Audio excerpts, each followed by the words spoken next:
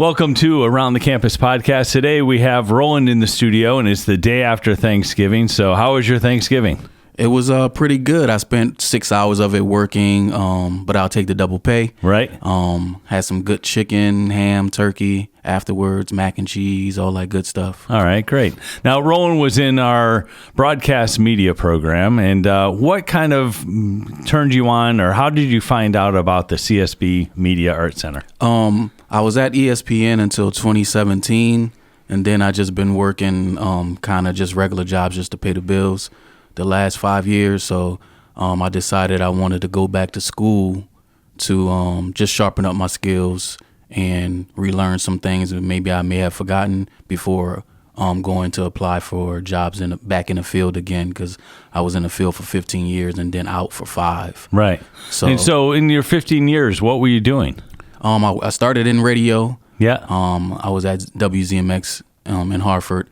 I did that for a few years. Then I went from that to internet radio. Yeah.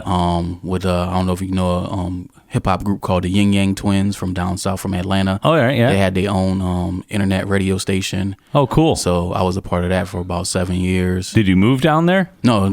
Everything from up here? Everything from I went back and forth. I'm originally from New Orleans, so anytime I went back home, it was easy. It wasn't anything strange that I had to do. Just connect to the internet. I did that for a while. Then I got on at ESPN in 2013, and I stayed there till 2017. And what were you doing at ESPN? I wrote a lot for Sunday NFL Countdown, college football, and I did a lot of the music editing for pretty much all those shows. Believe it or not, ESPN only has 3. Well, at the time while I was there, it was only 3 of us that edited all the music across all platforms for the station. Yep. That's crazy. Yep. It was 2 in Bristol, 1 in LA. Yeah. So you did that for 15 years, you said? I did. I was at ESPN for 4 years. 4 years, but in total in the broadcast industry, you had been working for 15 years. 15 years. And then so you decide after taking a 4 or 5 year break, you want to jump back in. Correct. And so you decided to come to the school.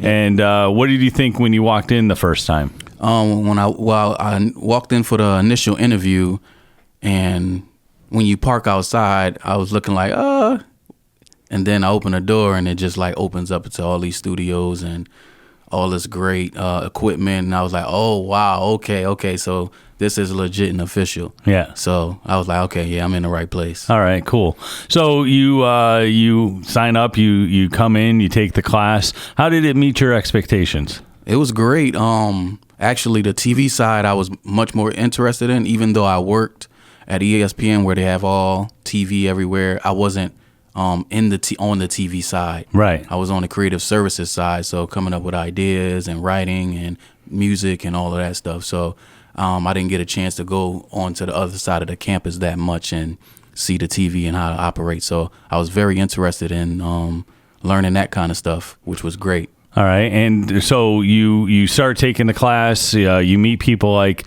Kevin Nathan, who's one of our instructors, Rob Pendle. Yep. What did you think of the instruction for the TV side? It was spectacular. Rob, Kevin, they're both great people, first of all, and great teachers as well.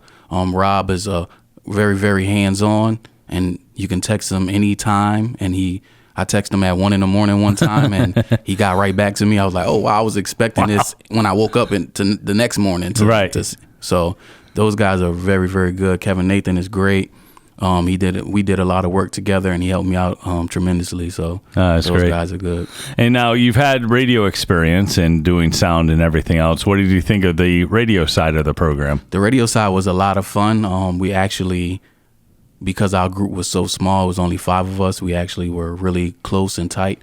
And we did a podcast called The Bandits, which was great. Yeah.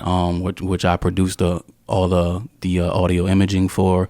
And I kind of let the other 4 do the talking on the mic, and I just ad-libbed here and there. Right. So that was great. Yeah, and one of the girls in the class, she did some great artwork for your branding and everything else like that for the Bandits. Yep, Kamoya. Shout out Kamoya, a.k.a. Cash, as she like to be called. All right, cool. So now you get your way through the class and everything. You're getting your resumes ready. What happened on the backside of class? Just getting my resumes ready. I worked with you. Yeah. You helped me out. Got my resume to some people to look it over and kind of rearrange and change some things, make it look real professional. So that was great. And I was able to send those out to different people. I had a few interviews. I had Excel Center. I had the Hartford R&B station. Yeah. And then I had WTIC, where I took the job from. So. Right. And so now what are you doing at TIC? I produce Todd Feinberg's 3 p.m. to 6 p.m. whole show. I'm there from 12 to 6, but I only run the board for Tom Shattuck from 12 to 3. Yeah. And then as soon as 3 o'clock hit, I'm in producer mode. And they gave me full reign as far as liners, drops, sweepers, all of that kind of stuff.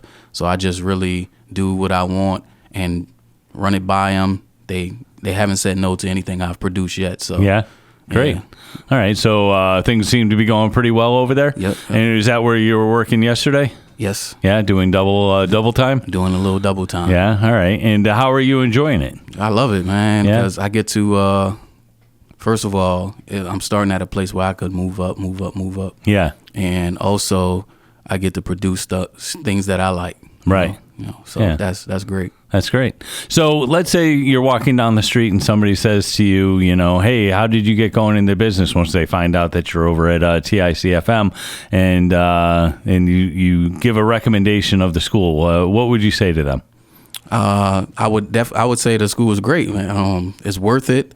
And at first, my wife was like, "Are you sure you want to pay that money and this and that?" And I was like, sometimes you got to step out and take those chances and believe that they're going to work out. And that's pretty much what I did, not knowing what the school was all about beforehand. Right. Now that I know what the school is all about and how much you guys help and how good it is, then that made it all worth it in the end.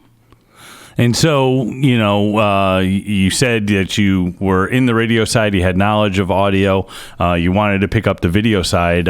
In this new gig that you got, do you think you're going to bring any video elements into it? Try and bring in some video? I do. I will. I'm just trying to get myself situated first. Right. Get my rhythm going. And once I know, okay, I could do X, Y, and Z, then I can incorporate new stuff. So yeah. Yeah. All right, great. And I've only been there a month. So. Right, yeah. So you're getting yourself going and stuff like that. Well, congratulations to you, and wish you more success as we work our way through these 2 holiday seasons and everything else like that. And maybe once you start getting things grown and adapting to more, we'll have you back on and you can share with us what you got going on. Absolutely. I appreciate your time, Jim, and love the school. Keep doing what you're doing, helping people, man. All right. Well, thank you very much, and have a great day. You too. All right.